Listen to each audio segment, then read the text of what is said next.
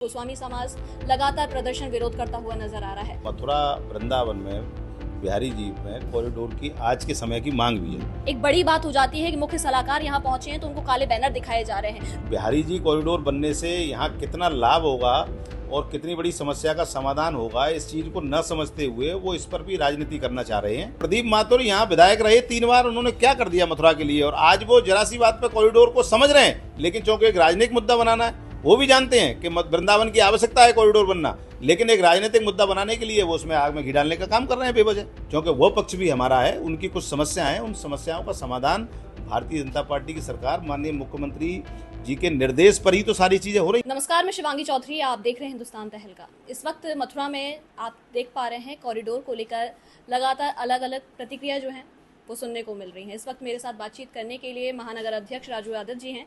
Corridor पर ही चर्चा करूंगी। क्या कुछ कहना चाहेंगे? जिस तरीके से लगातार गर्मागर्मी का माहौल इस वक्त मथुरा में देखने को मिल रहा है, प्रशासन अपनी जद्दोजहद करता हुआ नजर आ रहा है, वहीं गोस्वामी समाज लगातार प्रदर्शन विरोध करता हुआ नजर आ रहा है। लगभग 29-30 दिन बीत चुके हैं, लगातार प्रदर्शन चल रहा है। एक तारीख का इंतजार है, 29 जुलाई। उस तारीख से पहले क्या एक माहौल ये मथुरा में बना हुआ है? देखिए, कॉरिडोर का निर्माण माननीय उच्चतम न्यायालय के निर्देश के और उनकी गाइडलाइन के अनुसार हो रहा है यहाँ पर, और ये होना तय भी है। और दूसरी बात मैं अगर कहूँ तो ये है कि मथुरा वृंदावन में बिहारी जी में कॉरिडोर की आज के समय की मांग भी है। आज जितना भीड़ का माहौल और जितनी श्रद्धालुओं की संख्या यहाँ बढ़ी है, उन्हीं सब बातों को ध्यान में रखते हुए माननीय न्यायालय ने ये निर्देश दिया है, और उस निर्देश के अनुरूप सरकार काम कर रही है, और उस निर्देश के अनुरूप ही सारी जो इस कॉरिडोर के निर्माण से संबंधित जो टीम बनी है, वो टीम लगातार वहाँ गोस्वामियों से वार्ता कर रही है। सरकार के प्रतिनिधि भी लगातार वार्ता कर रहे हैं, और उन लोगों की कुछ मांगें हैं, ये बात ठीक है। ज़्यादातर विषयों पर सहमति बन चुकी है, कुछ चीज़ें हैं उन पर भी लगातार प्रयास जारी है, और सब कुछ ठीक ठाक होगा, कॉरिडोर बनेगा। राजू यादव जी, आपने कहा कि काफ़ी सारी टीमें लगी हुई हैं, समझाने का प्रयास किया जा रहा है। हम लोग भी हालांकि देख रहे हैं, क्योंकि खुद मुख्यमंत्री सलाहकार यहाँ पहुँच गए अश्विनी जी, और उन्होंने आकर समझाने की कोशिश की, लेकिन नतीजा क्या दिखाई दिया कि उन्हीं को काले बैनर दिखा दिए गए। एक बड़ी बात हो जाती है कि मुख्य सलाहकार यहाँ पहुंचे हैं तो उनको काले बैनर दिखाए जा रहे हैं, विरोध जताया जा रहा है, उनसे कहा जा रहा है कि हमारी बात वहाँ बैठकर नहीं सुनी जा रही है। क्या कारण है उनका, क्यों नहीं समझा पा रहे हैं? देखिए, मेरा जहाँ तक मानना है, कुछ लोग बड़े प्लानिंग से और षड्यंत्र से इसमें लगे हुए हैं विरोधी, और एक उसको मुद्दा बनाना चाहते हैं। बिहारी जी कॉरिडोर बनने से यहाँ कितना लाभ होगा और कितनी बड़ी समस्या का समाधान होगा, इस चीज़ को न समझते हुए वो इस पर भी राजनीति करना चाह रहे हैं, और वो अपनी इस राजनीति में सफल नहीं होंगे। क्योंकि प्रदेश में भारतीय जनता पार्टी की सरकार है, और भारतीय जनता पार्टी की सरकार सबका सामंजस्य बनाकर काम करने में विश्वास रखती है।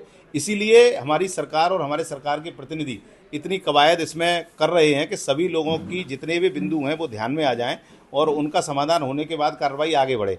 अन्यथा की स्थिति में मुझे कोई कहने में गरोज नहीं है। अगर यहाँ ये आदेश सपा बसपा की सरकार के समय पर कॉरिडोर का अगर न्यायालय ने दिया होता तो वो किस तरह की कार्रवाई कर रहे होते, किसी की एक नहीं सुनते, वो हंटर चलाते और कार्रवाई कर रहे होते। लेकिन चूंकि हमारी सरकार है, भारतीय जनता पार्टी की सरकार है, और उसमें उत्तर प्रदेश के मुख्यमंत्री आदित्य योगीनाथ जी ने बिल्कुल स्पष्ट किया है कि किसी भी पूजा पद्धति से और किसी के अधिकारों में कोई हनन नहीं होगा। कॉरिडोर का निर्माण होना है जिससे कि आने वाले श्रद्धालुओं को उसका लाभ मिल सके, बाकी और किसी तरह का नुकसान पहुंचाने की मंशा सरकार की नहीं है। यानी आपका साफ तौर पर कहना है कि विपक्ष इसमें राजनीतिकरण करने की कोशिश कर रहा है? स्पष्ट है, बिल्कुल दिख रहा है। जिन लोगों ने सत्ता में रहते समय अब कुछ नहीं किया, और प्रदीप माथुर यहाँ विधायक रहे 3 बार, उन्होंने क्या कर दिया मथुरा के लिए, और आज वो जरा सी बात पे कॉरिडोर को समझ रहे हैं, लेकिन चूंकि एक राजनीतिक मुद्दा बनाना है, वो भी जानते हैं कि वृंदावन की आवश्यकता है कॉरिडोर बनना, लेकिन एक राजनीतिक मुद्दा बनाने के लिए वो उसमें आग में घी डालने का काम कर रहे हैं बेवजह।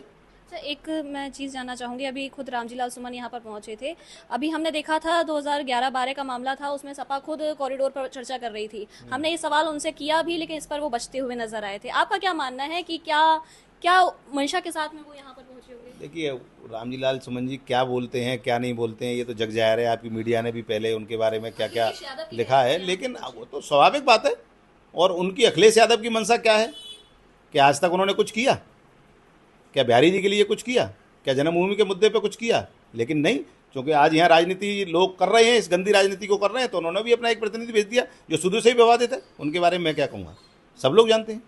गोस्वामी समाज सरकार को ब्रजवासी विरोधी बता रहे हैं। जो सरकार सनातन को लेकर चलती है और जो सरकार देश में सांस्कृतिक विरासतों को बचाने के लिए काम कर रही है, उस सरकार को जो हिंदू विरोधी लोग मतलब ब्रजवासियों को विरोधी बता रहे हैं।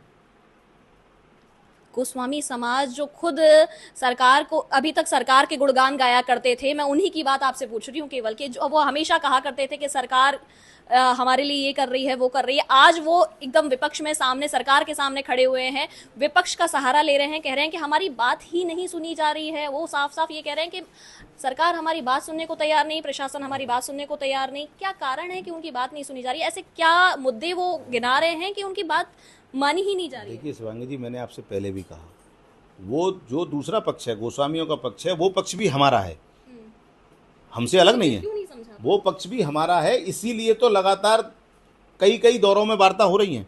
अगर उनकी बात को समझना नहीं होता, उनकी बात को सुनना नहीं होता, तो इतनी कवायद थोड़ी होती। सुप्रीम कोर्ट का आदेश है, इम्प्लीमेंट होना है तो होना है, लेकिन नहीं, क्योंकि वो पक्ष भी हमारा है। उनकी कुछ समस्याएं हैं, उन समस्याओं का समाधान भारतीय जनता पार्टी की सरकार, माननीय मुख्यमंत्री जी के निर्देश पर ही तो सारी चीज़ें हो रही हैं। अधिग्रहण की बात कहाँ से आई?